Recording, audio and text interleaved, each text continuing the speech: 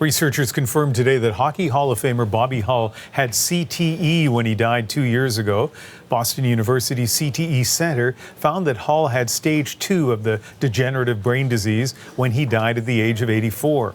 Hull struggled with short-term memory loss and impaired judgment over his final decade. He chose to donate his brain after seeing former teammate and fellow Hall of Famer Stan Mikita decline late in his life.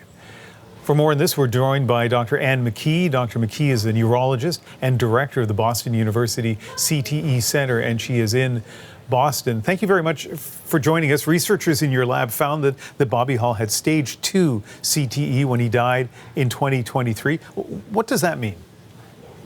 So CTE is chronic traumatic encephalopathy. It's a neurodegenerative disease of the brain that's caused by repetitive head trauma.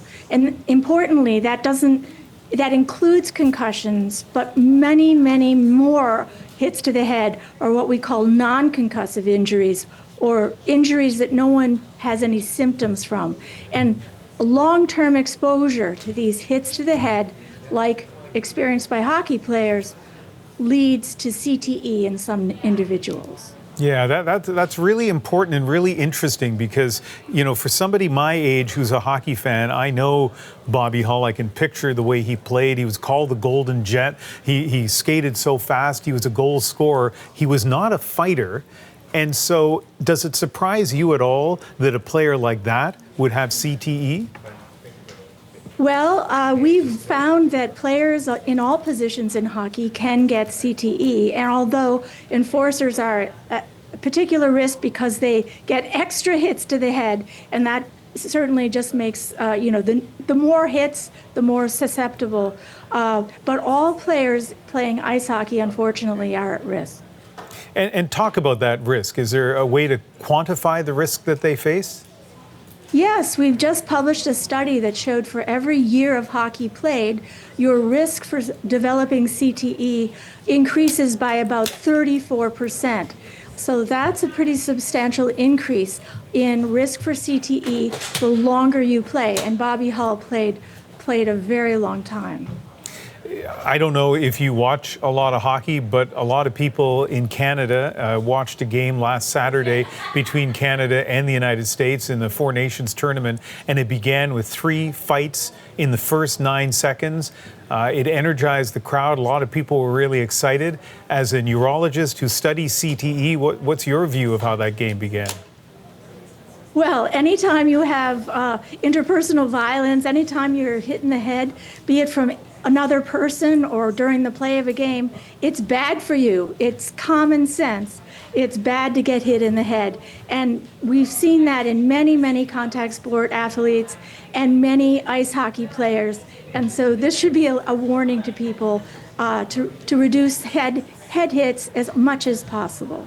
Yeah, and so that's a really interesting phrase, that you're saying reduce head hits, not saying don't play hockey. And again, hockey's changed quite a bit. There was a time not long ago when players seemed to relish head hits and, you know, part of the game, keep your head up, and people would be knocked unconscious. If you were talking to a kid, a teenager who loves hockey, would you tell him or her not to play, or would you just say be careful when you play? Well, I think coaches, parents, and players need to be as informed as possible. And there are ways to practice as well as play hockey that limit or reduce the number of hits to your head. I'm not a hockey player, so I can't get into what all these rules might be, but there are, ways that a player doesn't have to get extraneous hits. It really requires an awareness and education of the coaches, the players, as well as the parents, to know that their kid is playing a safe game. So I guess Bobby Hull wanted to have his brain examined by researchers, and so we're having this conversation tonight because of that. What kind of relationship does your center have with athletes? Well, we started our brain bank in 2008.